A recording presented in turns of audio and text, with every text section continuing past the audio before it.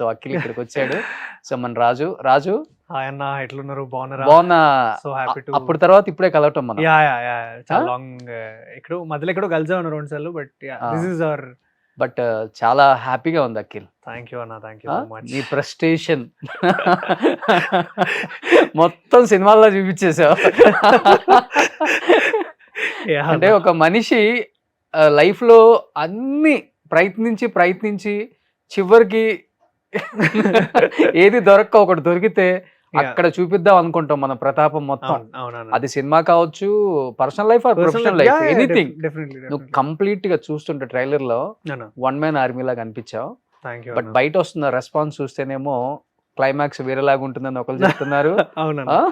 And trailer event కానీ తర్వాత మన అడివిశేషం ప్రతి ఒక్కరు మంచిగా సపోర్ట్ చేశారు కూడా. ఇంత హ్యూజ్ రెస్పాన్స్ కదా, ఏమనిపిస్తుంది ఫస్ట్? చాలా ఓవర్వెల్మింగ్ ఉందన్న. అంటే ఇట్లాంటి రోజు కోసం, ఇట్లాంటి సిచ్యువేషన్ కోసం చాలా ఇయర్స్ కష్టపడి, ఒక 10 years ఆఫ్ కష్టం జర్నీ అండ్ ఇదంతా ఫేస్ చేసి ఇక్కడ కూర్చున్నప్పుడు హ్యాపీనెస్ చాలా అనిపిస్తుంది. అండ్ సాంగ్ పెద్ద హిట్ అయింది, ట్రాక్టర్లలో వింటున్నారు. మొన్న మా నాన్న హైదరాబాద్ నుంచి వరంగల్ వెళ్తున్నప్పుడు బస్లో కూడా లైక్ ఈ పాట ప్లే చేస్తున్నారు అండ్ రీల్స్లో చూస్తున్నాను. అంటే I felt so emotional, like okay ఇదే కదా మనం అనుకున్న జర్నీ, ఇది కదా మనం కోరుకున్న లైఫ్ అని అనిపించింది అన్న. కానీ మీ స్టోరీ ఎలా ఉందంటే ట్రైలర్ చూస్తున్నంతసేపు ఇప్పుడు మిలియనియర్స్ అయిపోయి ఉంటారు కదా, వాళ్ళ స్టోరీ కూడా స్టార్ట్ అయ్యేది ఒక చిన్న పల్లెటూరులోనే. అవునవునవును. అక్కడ చదువుకొని అక్కడ ఒక అమ్మాయికి లైన్ వేసి అక్కడ వర్కౌట్ అవ్వక సిటీలకు వచ్చేసి చిన్న చిన్న వ్యాపారాలు చేసుకొని పెద్ద స్టేజ్కి వెళ్ళిపోతారు. వాళ్ళకు కూడా కనెక్ట్ అవుతుంది స్టోరీ. థ్యాంక్ యూ అన్న, glad coming from your mouth, I am so glad. నిజం కదా అది. అవునవునవును. సో వాళ్ళందరూ బాగా కనెక్ట్ అయింది, వాళ్ళు కూడా చూస్తున్నారు. అవును. నేను ఒక ప్లేస్ లో ఒక మీటింగ్కి వెళ్తే అక్కడ మినిస్టర్స్ ఉన్నారు, ఎమ్మెల్యేస్ ఉన్నారు, అండ్ వేరే బిజినెస్ మ్యాన్లు కూడా ఉన్నారు. ఒక మినిస్టర్ ఇంకొక ఆయన అడుగుతున్నారు, రాజు వెడ్స్ రాంబాయ్ ట్రైలర్ చూసావా అంటే, ఎవరు చేసాడు, పెద్ద హీరోనా అంటున్నాడు, లేదు కొత్త అబ్బాయి అంటున్నాడు. థ్యాంక్ యూ అలా, లైక్ మినిస్టర్స్ దాకా వెళ్ళేదాడు, వెరీ హ్యాపీ అలా. నేను నవ్వుకున్నాను. అంటే ఆ స్థాయి నుంచి వచ్చిన వాళ్ళు ఎప్పుడు కూడా మన రూట్స్ మర్చిపోం కదా. ఎగ్జాక్ట్లీ. అలాంటి ఒకటి స్టోరీ కనెక్ట్ అయిందంటే డెఫినెట్ గా చూస్తాం. కానీ నువ్వేం చూడటానికి ఇంత అందంగా ఉంటావు స్క్రీన్ మీద, జూనియర్ మహేష్ బాబు లాగా. అసలు డైరెక్టర్ కి నిన్ను పెట్టాలని ఎలా అనిపించింది ఇలాంటి స్టోరీకి? లేదన్నా, ఈ సినిమాకి నేను ఆడిషన్స్ ఇచ్చి ఒక 6 months నేను దాని వెనుకనే చాలా ట్రై చేసి ఉండే. కంటిన్యూస్ గా ఆడిషన్స్ ఇస్తూ, లైక్ ఈ వేరియేషన్ కాకపోతే ఈ వేరియేషన్ ఇస్తూ. అండ్ ఫస్ట్ ఆఫ్ ఆల్ డైరెక్టర్కి ఫస్ట్ నా ఫోటోస్ చూసి సేమ్ అలానే అనుకున్నాను, వీడు మస్తు పాష్ ఉన్నాడు, వీడు మనకేడ సెట్ అవుతాడు, రాజగాని లెక్క బ్యాండ్ ఏడో కొడతాడు, ఇదంతా అనుకోండి. మెల్లగా నాతో ఒక 2 ఇంటరాక్షన్ల తర్వాత నాలో ఉన్న ఆ చిన్న మాస్ యాంగిల్ని ఆయన ఎక్కడో చూసాడు. ఓకే వీళ్ళు ఉంది, మనం వీడిని పుష్ చేస్తే రాజుకు బాగా సెట్ అవుతాడని అక్కడి నుంచి జర్నీ స్టార్ట్ చేసాం. బ్యాండ్ నేర్చుకోవడము, అండ్ సీన్స్లో ఇన్వాల్వ్ అవ్వడం, స్లాంగ్ మళ్ళీ పట్టుకొని నేర్చుకుంటూ వెళ్ళడము. తర్వాత వేణు అన్న చూశారు, వేణు అన్నకు నచ్చింది. తర్వాత మళ్ళీ ఈటీవీ వాళ్ళకి పంపించారు. ఈటీవీ వాళ్ళు సైడ్ నుంచి కూడా ఇంకా వేరే యాక్టర్స్ కూడా ఉండే అండి బేసికలీ. అంటే ఇది సినిమా మంచి స్టార్టింగ్ నుంచి మంచి స్టాక్ ఉండే. సో ఉండే ఆ బంచ్, ఆ బ్యారియర్స్ అన్నీ కొంచెం తెంపుకుంటూ, అంటే యాక్టింగ్ మనకి అదే పెద్ద బ్యాక్గ్రౌండ్ కాబట్టి దాన్నే నమ్ముకొని దాని మీదే ఉండి మెల్లిమెల్లిగా ఒక్కొక్కటి తెంచుకుంటూ అలా వచ్చి ఎండ్ ఆఫ్ ద డే ఈ ప్రాజెక్ట్ పడ్డదన్న. ఓకే. అంటే నేను బాగా విన్నది చూసింది కూడా ఏంటంటే, ఒక 3 సినిమాలకి ఇలా జరిగింది. బిఫోర్ బలగం చిన్న కథ అయినా కానీ, పెద్ద బ్యానర్ అయినా అదొక ప్లస్ అయింది. బట్ స్టోరీ ట్రైలర్ అదంతా జనానికి ఎక్కేసి బాగా థియేటర్కి వెళ్ళి చూసేశారు. అది వేణు తీసాడా, లేకపోతే రాజమౌళి తీసాడా, లేకపోతే సుకుమార్ తీసాడా అని ఆలోచించారు. స్టోరీని చూసారు, కాంటెంట్. దానికన్నా ముందు కేర్ ఆఫ్ కంచర్పాలెం మన సురేష్ బాబు గారు రిలీజ్ చేశారు, సురేష్ ప్రొడక్షన్స్ నుంచి. అది నెక్స్ట్ లెవెల్కి వెళ్ళిపోయింది. ఆ సినిమా, ఈ సినిమా నెక్స్ట్ నేను చూస్తుంది ఇంత పెద్ద రెస్పాన్స్ రాజు వెడ్స్ రాంబాయ్కే. థ్యాంక్ యూ అన్న, సో గ్లాడ్ దట్ బన్నివాస్ అన్న గానీ వీళ్ళందరూ మాట్లాడుతున్నప్పుడు అనిపించింది, వాళ్ళకి కాంటెంట్ ఉంటేనే సపోర్ట్ చేస్తారు. హీరో ఎవరనేది తర్వాత సెకండరీ విషయం, లైక్ తర్వాత దీనికి వచ్చింది. కానీ స్టోరీ డెఫినెట్ గా మీరైతే ఏబిసి మొత్తాన్ని కనెక్ట్ చేసే విధంగానే ఆ స్టోరీ లైన్ అయితే రాసినట్టు మనకు కనపడింది డైరెక్టర్ అయితే. బట్ చాలా ఎమోషనల్ లవ్ స్టోరీ కదా అది. Very intense love story. ఇది ఒక real incident which happened 15 years back.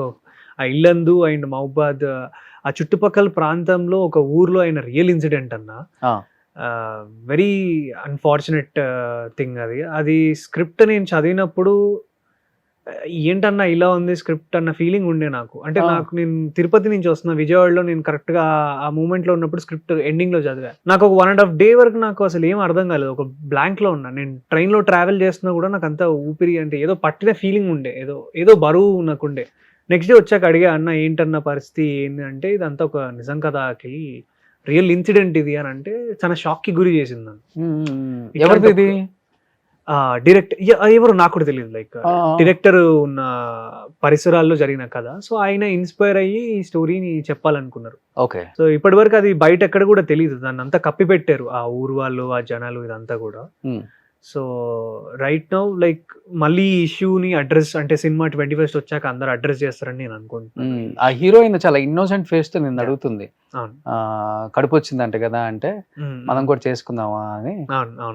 కానీ ఆ సీన్లు చేసేటప్పుడు కానీ లేకపోతే నెరేట్ చేసినప్పుడు కానీ రేపు థియేటర్లో చూడబోతున్నాం, ఎలా అనిపించింది నీకు? అంటే ఫస్ట్ టైం ఒక యాజ్ ఎ డెబ్యూ నీకు మళ్ళీ యాక్టర్ కి, లైక్ థియేటర్ కి నాకు డెబ్యూట్ అన్న ఈ సినిమా. సో అంటే ఒక అన్ని మిక్స్ ఆఫ్ ఎమోషన్స్ ఉన్న క్యారెక్టర్ నాకు పడ్డం అనేది నా అదృష్టం అన్న. అండ్ అట్లాంటిది ఇట్లాంటి బ్లాక్ బస్టర్ స్టోరీ అండ్ అన్ని విధాలుగా బాగున్న కథ మనకు రావడం కూడా చాలా కిస్మత్ ఉండాలి, హార్డ్ వర్క్ ఉండాలి, అన్నీ ఉండాలి. అలా అన్నీ ఎందుకో అలా ఇంత స్ట్రగుల్, ఇంత కష్టపడ్డావు కదా, ఇక సరే ఇల్లు అని దేవుడు ఏదో నాకు ఈ ప్రాజెక్ట్ ఇచ్చిన ఫీలింగ్ ఉండే అన్న.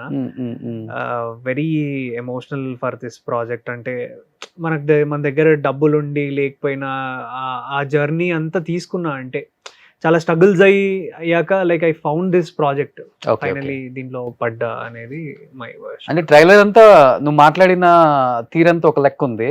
ఎస్పెషల్లీ ఈ ప్రెగ్నెన్సీ విషయానికి వచ్చినప్పుడు నువ్వు అడిగే తీరు డిఫరెంట్ గా వేరే లెక్క ఉంది. ప్రీవియస్ ఎక్స్ గర్ల్ ఫ్రెండ్స్ తో ఏమన్నా ఎక్స్పీరియన్స్ ఉందా? నాకు గర్ల్ ఫ్రెండ్ లేదన్నా, నా girl friend cinema. College friends కానీ లేదన్నా, నాకు సినిమా అడిగే పద్ధతి వాళ్ళు అడిగావు, ఏమన్నా అవుతుందా? మళ్ళీ ఏమన్నా అనిపిస్తుందానే? ఏమనిపిస్తలేదా? నీ అమ్మ అసలు నీ గర్భసంచున్నా లేదా అనే? సరేది మళ్ళీ రాగలుద్దాం. ఓకే. వెరీ అంటే ఇవి చెప్పినప్పుడు అంటే వెరీ సెన్సిటివ్ డైలాగ్స్ అన్న, ఇవి చాలా జాగ్రత్తగా డెలివరీ చేయాలి. అండ్ ఆ ప్రెషర్ కూడా నాకు కొంచెం ఉండే అనమాట, జనాలు ఎలా తీసుకుంటారు, నెగిటివ్గా వెళ్తుందా పాజిటివ్గా వెళ్తుందా. కానీ మా డైరెక్టర్ నాకు ఒకటే చెప్పిండు, నువ్వు రాజుగానివి, నువ్వు అఖిల్ రాజుగాన్ లాగా ఆలోచించద్దు, నువ్వు రాజుగాన్ లెక్కనే ఆలోచించు. వాడు 7వ తరగతి పాస్ అయ్యిండు, వాని చుట్టుపక్క ఇది 10 సంవత్సరాల క్రితం 10-15 సంవత్సరాల క్రితం జరిగిన స్టోరీ కాబట్టి you can be honest to your character. ఏం ఆలోచించకు, నన్ను నమ్ము, థియేటర్ తప్పకుండా నవ్వుతుంది ఈ సీన్కి అని చెప్పినారు. At the same time like ఎవరైతే ట్రైలర్ చూస్తున్నారో నా గర్భసంచి డైలాగ్ రాగానే దే ఆర్ లాఫింగ్. అంటే వాళ్ళ ఓకే, ఇంత రాగా పల్లెటూరులో ఎట్లయితే మాట్లాడుకుంటారో రాజు అనే క్యాండిడేట్, అట్లనే చాలా రిలేట్ అవుతున్నారు. నాకు వచ్చిన కాంప్లిమెంట్లు ఏంటంటే ఆటో డ్రైవర్లు అన్నారు, బ్యాండ్ కొట్టేటోళ్ళు అందరూ రిలేట్ అవుతున్నారు బాగా. అరే సేమ్ నా లెక్కనే కొడుతున్నావు, అరే సేమ్ నా లెక్కనే ఆటోలో కూర్చొని మాట్లాడుతున్నావు, నా రాంబాయి కోసం నేను ఎట్లా మాట్లాడుతున్నావు, నువ్వు కూడా అట్లనే అడుగుతున్నావు అని. That's a good compliment I got from the people. And చుట్టుపక్కల ఉన్న వాళ్ళు వాట్సాప్ స్టేటస్లో పెట్టుకోవడం, అది స్క్రీన్ షాట్స్ కొట్టి నాకు పంపిస్తున్నప్పుడు ఐఎమ్ ఫీలింగ్ సో హ్యాపీ, అంటే ఓవర్వెల్మ్డ్ అనిపిస్తుంది.